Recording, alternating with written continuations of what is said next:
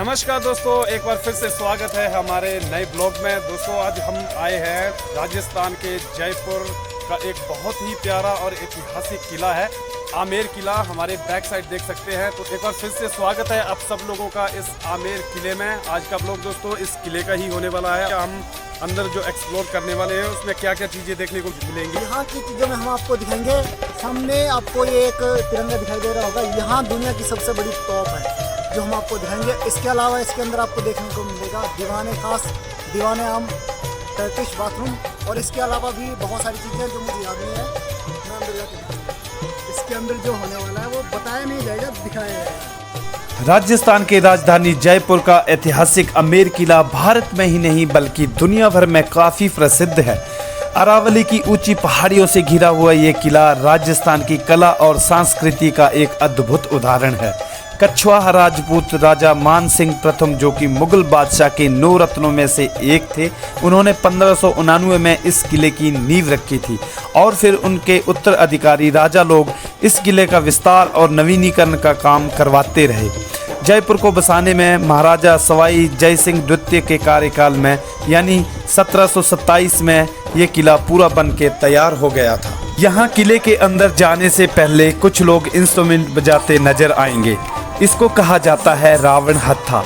ऐसा कहा जाता है रावण ने शिव जी को प्रसन्न करने के लिए ये इंस्ट्रूमेंट बनाया था।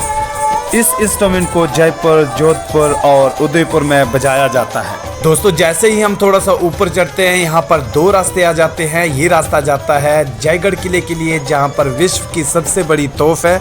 इसको बाद में एक्सप्लोर करेंगे। सबसे पहले चलते हैं हम आमेर किले के अंदर। आमेर किले के सबसे मेन गेट सूरज पोल के पास हम पहुँच चुके हैं। तो चलते हैं अंदर और विस्तार पूर्वक आप लोगों को बताते हैं कि इसे सूरज पोल गेट क्यों कहा जाता है। दोस्तों इस महल के इतिहास के बारे में इतनी जानकारी तो नहीं है, लेकिन जितनी भी जानकारी हम लोगों ने प्राप्त की है उसके अनुसार इस महल में 4 कोठयार यानी आंगन बने हुए हैं।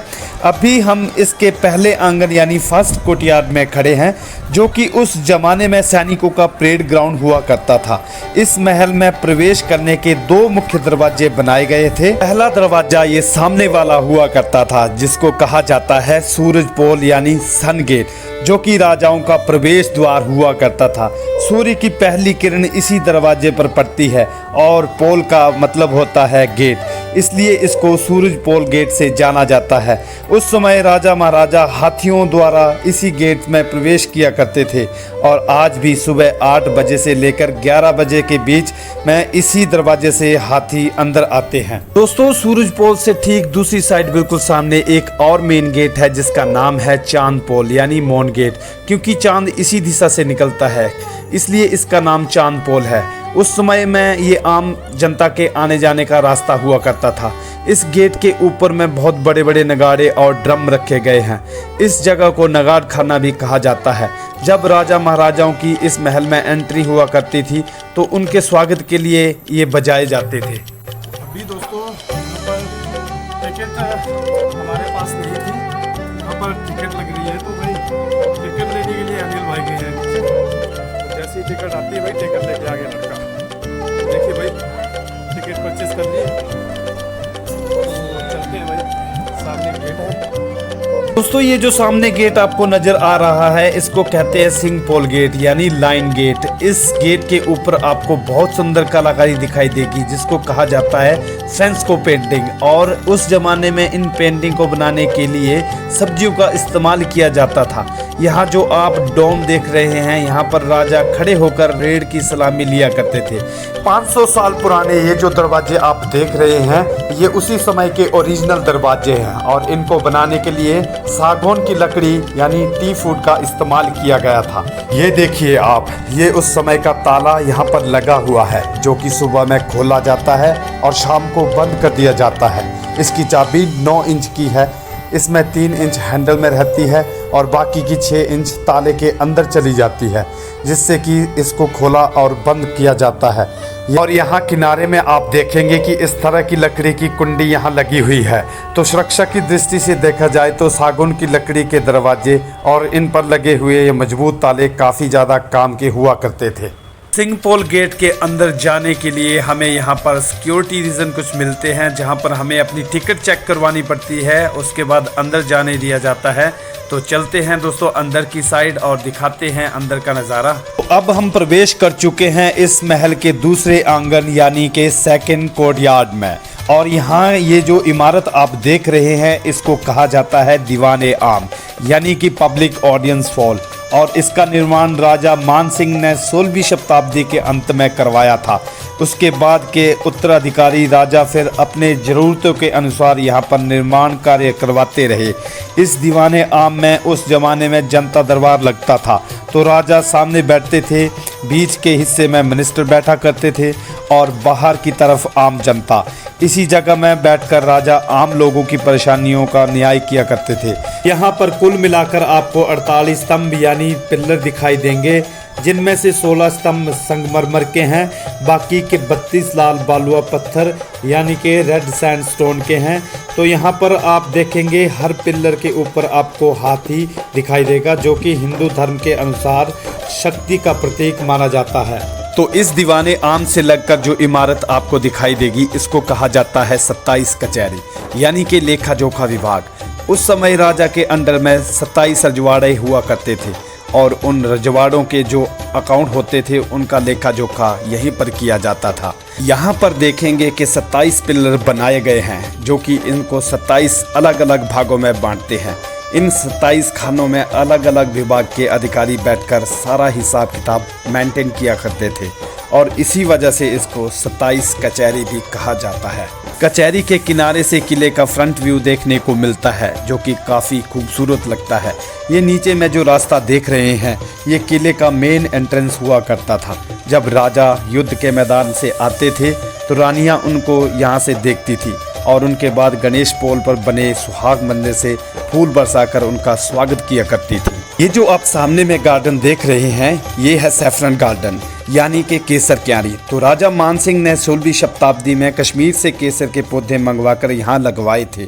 केसर को लगवाने के लिए उन्होंने यहाँ झील का निर्माण करवाया था, जिसे कहा जाता है माउंटा झील। लेकिन राजा यहाँ केसर उगाने में कामयाब नहीं हो पाए, क्योंकि केसर सिर्फ ठंडी जगहों पर ही उग सकता है। तो उस जमाने में महल के चारों तरफ में खसखस को गीला करके लगाया जाता था। आपकी जानकारी के लिए बता देता हूँ, खसखस वही होता है जो अब भी हम कूलर वगैरह में इस्तेमाल करते हैं। तो जब भी इस झील की ठंडी हवा खसखस से छनकर इस महल से टकराती थी तो बहुत ही ठंडे वातावरण की अनुभूति होती थी। बाईं ओर में जो आप गार्डन देख रहे हैं वो है दिल आराम बाग। कहा जाता है आमेर किले को बनाने के लिए राजा मान सिंह ने जिस आर्किटेक्ट को काम दिया था उसका नाम दलाराम था, उसी के नाम पर यह गार्डन बना दिया गया था। मुगल बादशाह अकबर जब पहली बार आमेर आए थे तो उन्होंने इसी गार्डन में आराम फरमाया था, जिसके बाद उन्होंने इसको दिलाराम बाग कहा था, यानी कि दिल को सुकून पहुंचाने वाला बाग।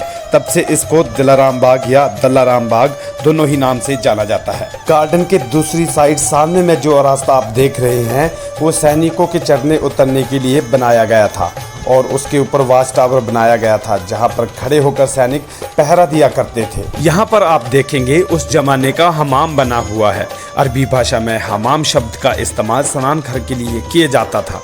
तो इस स्नान घर को राजा और उनका परिवार उपयोग में लाया करता था।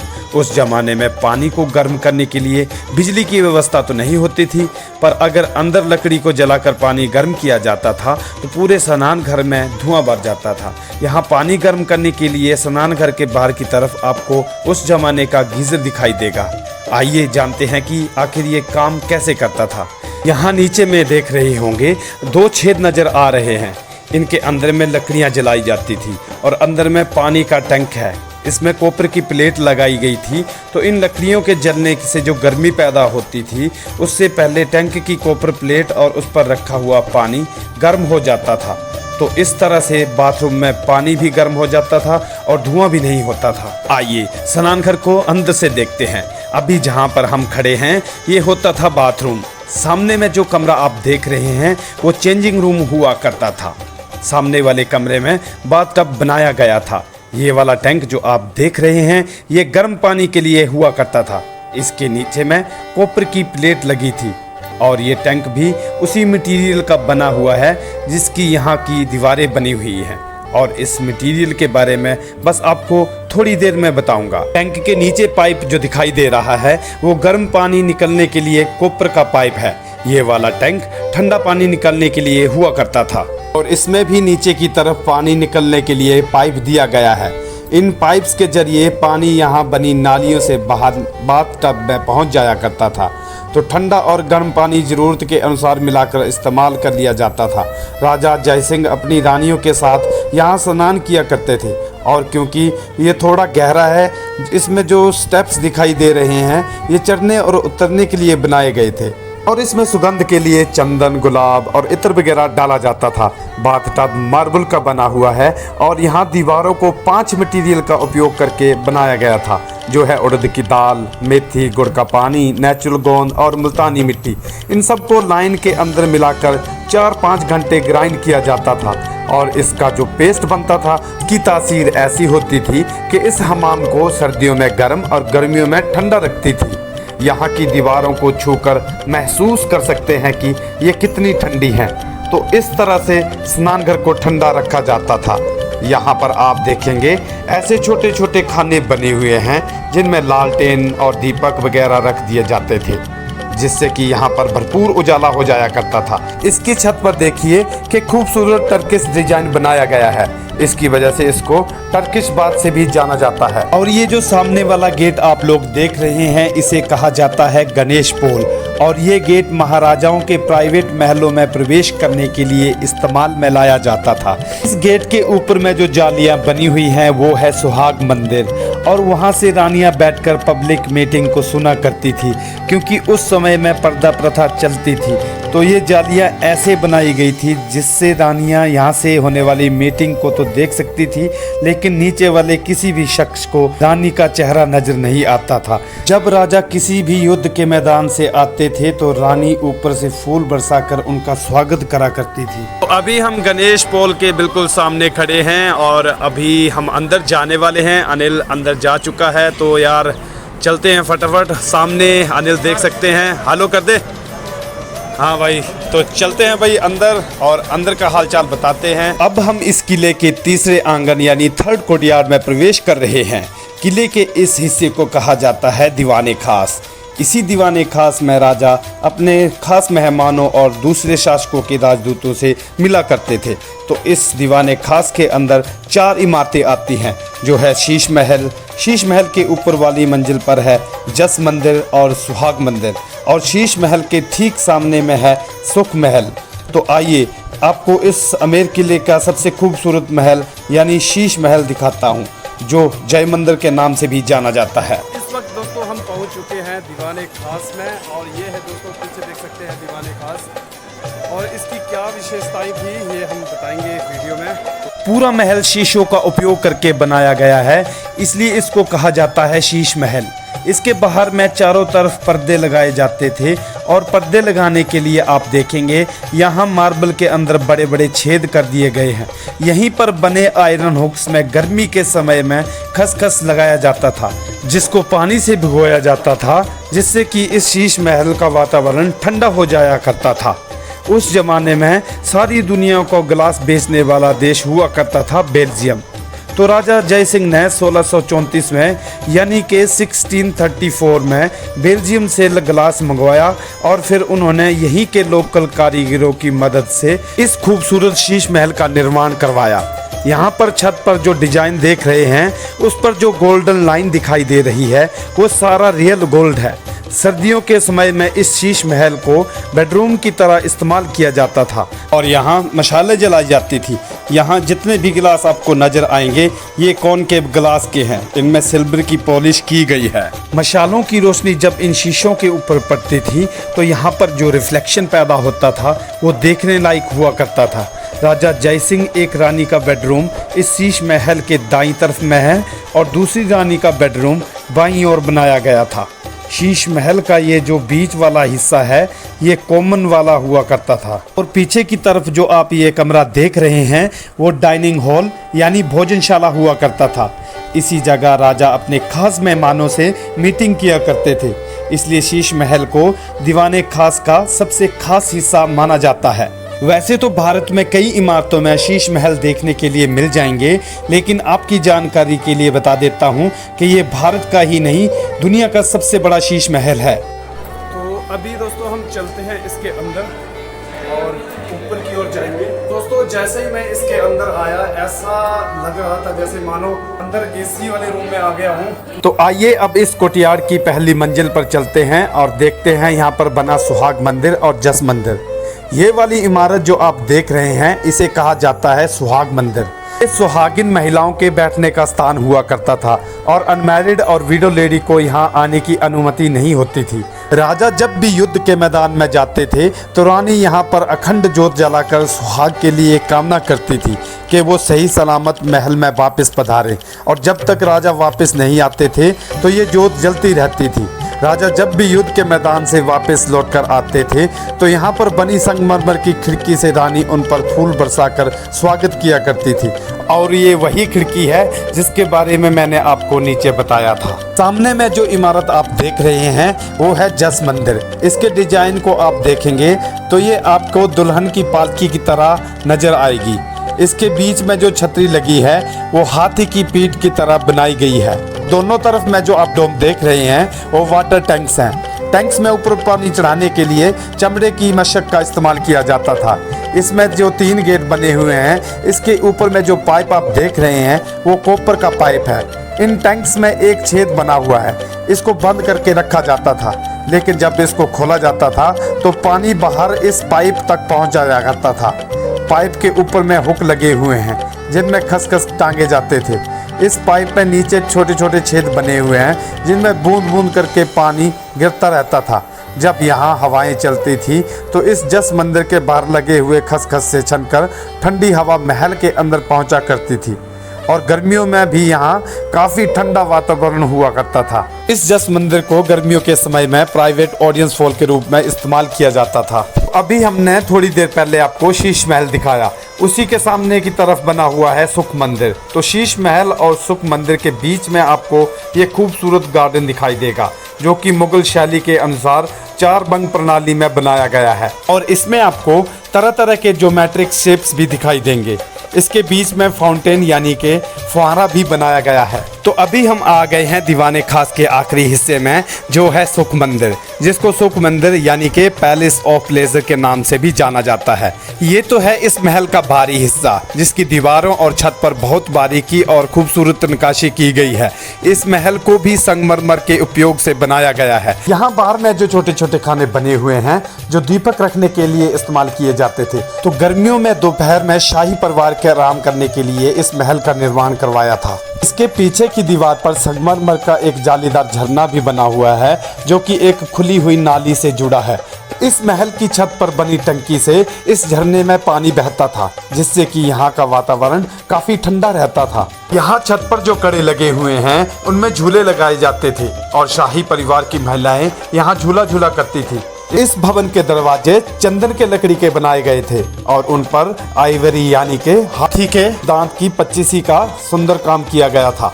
यहाँ शीशे के अंदर आप देखेंगे एक व्हील चेयर रखी हुई है। त्योहारों के समय में शाही परिवार की महिलाएं काफी भारी कपड़े और गहने पहना करती थी, जिसकी वजह से उनको चलने में काफी दिक्कत हुआ करती थी।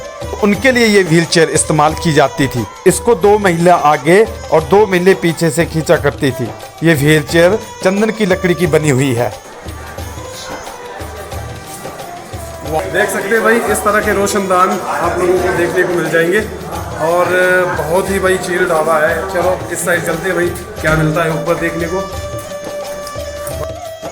तो हम अब इस किले के चौथे आंगन यानी के फोर्थ कोर्टयार्ड में आ गए हैं। राजा मानसिंह 1589 से लेकर 1614 तक यानी के 1589 से लेकर 1640 तक राजा रहे थे। और इस फोर्थ कोर्टयार्ड में आपको मानसिंह पैलेस और राजा की रानियों के लिए बनाए गए कक्ष भी देखने को मिल जाएंगे। किले के इस हिस्से को जनाना महल के नाम से भी जाना जाता है। राजा मानसिंह की 12 रानियां थी और उन 12 रानियों के लिए उन्होंने यहाँ पर 12 अपार्टमेंट बनाए थे। अभी हम जहाँ पर खड़े हैं ये उनमें से एक रानी का अपार्टमेंट है और सभी रानियों के अपार्टमेंट एक जैसे ही बनाए गए थे। इनमें आपको इस प्रकार के काफ़ी बड़े कॉमन हॉल नज़र आएंगे। जिनमें के बहुत खूबसूरत पेंटिंग बनाई है। ये हुआ करता था रानी का बेडरूम, और यहाँ ये जो दरवाजा आपको दिखाई दे रहा है, इसके पीछे में रानी का बाथरूम हुआ करता था। ये वाला जो कमरा है, और यहाँ पर वो भोजन बनाया करती थी। इन सभी कमरों में आप देखेंगे कि छोटे छोटे खाने भी बनाए गए हैं, जिनको रानी दीपक मोमबत्ती या अन्य सामान रखने के लिए इस्तेमाल में लाया करती थी। नीचे देखेंगे आपके मसाले कूटने की जगह भी बनाई गई है। इन कमरों को पूरा सजा कर रखा जाता था। फर्श पर कारपेट बिछाई जाती थी और यहाँ पर खूबसूरत फर्नीचर भी हुआ करता था। इन अपार्टमेंट्स के बाहर के हिस्से में खुला स्पेस भी दिया गया है, और यहाँ जो सीढ़ियाँ आप देखेंगे उनसे राजा रानियों से मिलने के लिए जाया आया करते थे, क्योंकि यहाँ पहली मंजिल पर मानसिंह पैलेस है, जहाँ पर राजा मानसिंह रहा करते थे। यहाँ ऊपर की तरफ चारों ओर में कड़े लगे हुए हैं। दिन में गर्मियों के समय में पर्दे लगा दिए जाते थे। तो जैसे कि मैंने बताया कि यहाँ राजा मानसिंह की 12 रानियों के 12 अपार्टमेंट बनाए गए थे। यहाँ एक साइड में 3 रानियों के अपार्टमेंट बने हुए हैं। चारों साइड के मिला दिए जाएं तो 12 रानियों के 12 अपार्टमेंट यहाँ बने हुए हैं। और एक खास बात यह है कि एक रानी को दूसरी रानी के महल में जाने की अनुमति नहीं हुआ करती थी। ये जो इमारत आप देख रहे हैं, इसे कहा जाता है बरादरी। अगर रानियों को कोई भी परेशानी होती थी तो उनको इस बरादरी में बुलाया जाता था, और फिर राजा यहाँ बीच में बैठकर रानियों की समस्या का समाधान निकाला करते थे। तो जब भी यहाँ होली दिवाली जैसे त्योहार मनाए जाते थे, तो ऊपर बनाई गई एक बालकनी से एक बार में 2 रानियाँ उस प्रोग्राम को देख सकती थी। तो कुल मिलाकर यहाँ 6 बालकनी बनाई गई हैं, जिससे कि सारी रानियों को यहाँ होने वाले उत्सव देखने का अवसर मिल जाया करता था। यहाँ पर किनारों में जो 2 छतरियाँ बनी हैं, इनमें किन्नर खड़े होकर पहरा दिया करते थे, क्योंकि यहाँ पुरुषों का प्रवेश पूरी तरह से वर्जित था। इसलिए इस हिस्से को जनाना महल या ड्योढ़ी से जाना जाता है। ये ऊपर में जो देख रहे हैं, ये राजा मानसिंह का महल हुआ करता था। इसको राजस्थान सरकार ने बंद किया हुआ है। तो ये इस किले का सबसे पुराना महल है, और इसको बनाने के लिए 25 साल लगे थे। राजा मानसिंह ने अपने महल में कम समय बिताया और लड़ाई के मैदान में ज़्यादा। ऊपर में राजा के बेडरूम में गैलरी बनाई गई है, जिसके जरिए राजा किसी भी रानी से मिलने के लिए चले जाते थे, और राजा फिलहाल में किस रानी के पास है ये किसी भी रानी को पता नहीं चलता था। किलों और महलों में सुरक्षा की दृष्टि से सुरंगें बनाई जाती थी, जिससे कि अगर भविष्य में कभी भी यहाँ अटैक हो तो रॉयल फैमिली इनके जरिए सुरक्षित बच के निकल के जा सके। यहाँ भी एक सुरंग बनाई गई है जो 1.5 किलोमीटर लंबी है। ये सुरंग आमेर किले को जयगढ़ किले से जोड़ती है। यहाँ पर बड़ी सी कढ़ाई जो आप देख रहे हैं, ये उस जमाने की नहीं है। इसको हिंदी मूवी जोधा अकबर के लिए बनाया गया था। जोधा अकबर में एक सीन जो जोधा बाई अकबर के लिए खाना बनाती है, उसी सीन के लिए ये कढ़ाई बनाई गई थी। ये सारे जो कमरे आप देख रहे हैं, ये स्टोर रूम हुआ करते थे। बाहर से कोई भी सामान आता था, इन कमरों में स्टोर किया जाता था। उस जमाने में बारिश के पानी को इकट्ठा करके टैंक्स में रखा जाता था, जिससे कि ज़रूरत पड़ने पर उसको इस्तेमाल किया जा सके। तो इस किले के दीवाने आम, जलेब चौक और मानसिंह पैलेस में अंडरग्राउंड टैंक्स बनाए गए थे, जिसको ज़मीन के नीचे इसलिए बनाया जाता था जिससे वेपोरेशन कम हो और पानी को ज़्यादा से ज़्यादा समय तक उपयोग में लाया जा सके। गणेश पोल के नीचे बने हुए टैंक तक पहुंचने के लिए यहाँ से रास्ता बना हुआ है। भाई एक दिन में एक्सप्लोर करना इसको मतलब एक तरह का नाम मुमकिन है। और यार यहाँ पर एक समझ ही नहीं आ रहा यार कि हम जाएं तो जाएं कहाँ। हम चाहते हैं कि बिल्कुल हम ऊपर टॉप पर जाएंगे, लेकिन यार रास्ते का समझ नहीं आ रहा है। यहाँ पर एक तरह का मतलब बहुत बुरे तरीके वाला भूल भुलैया है। फिर से हम उस गैलरी में आ चुके हैं, और ये बिल्कुल एयर कंडीशनर की तरह है भैया। मतलब इतनी चील्ड है ना, ये क्या ही बोलो दोस्तों, है ना भाई चील्ड। हाँ इधर आवे भाई साहब, भाई साहब, भाई साहब,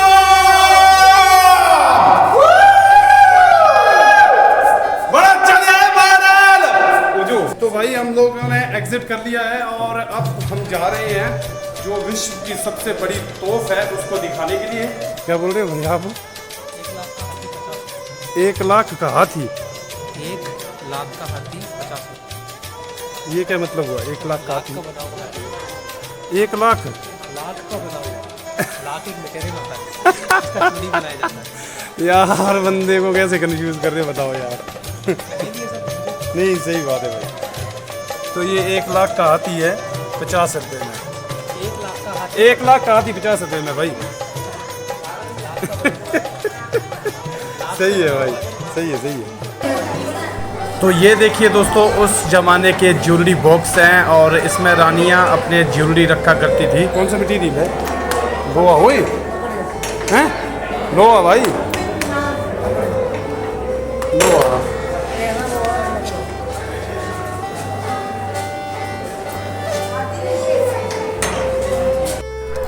तो आमेर किले से इस वक्त हम बाहर आ चुके हैं दोस्तों, और ये सामने देख सकते हैं दीवारें इतनी इतनी विशाल ये आमेर किले की हैं। तो इसके बाद दोस्तों हम अब जयगढ़ किले का ब्लॉग बनाने वाले हैं। तो ये ब्लॉग कैसा लगा प्लीज़ कमेंट सेक्शन में जाके ज़रूर बताएं, और कोई मेरे चैनल पर नया है तो मेरे चैनल को ज़रूर सब्सक्राइब करें। तो मिलते हैं नेक्स्ट ब्लॉग में, जो कि अमेजिंग ब्लॉग जयगढ़ का होगा। वहाँ पर दिखाएंगे हम विश्व की सबसे बड़ी तोप। ठीक है, मिलते हैं, bye bye, love you, take care, जय हिंद।